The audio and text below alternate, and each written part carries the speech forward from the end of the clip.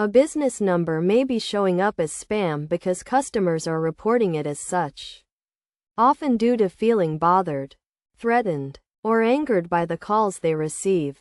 To improve this, it's essential to enhance the customer experience by studying their patterns and behavior to determine the best time to call, and to avoid calling the same customer multiple times a day, hanging up on them, or being rude. Another reason for a number being flagged as spam is a high ratio of outgoing to incoming calls, which can be a result of recklessly calling leads without a strategy, leading to an inconsistent call volume that can quickly result in being added to the spam list. To avoid this, cycling numbers to limit the volume of outgoing calls can be helpful, either manually or through the use of telemarketing communication platforms. Additionally, brand new numbers can be viewed with distrust by customers, particularly if they are from outside the customer's region.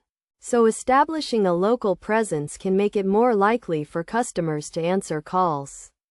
Cycling numbers to lower the volume of outgoing calls can also help to alleviate this issue.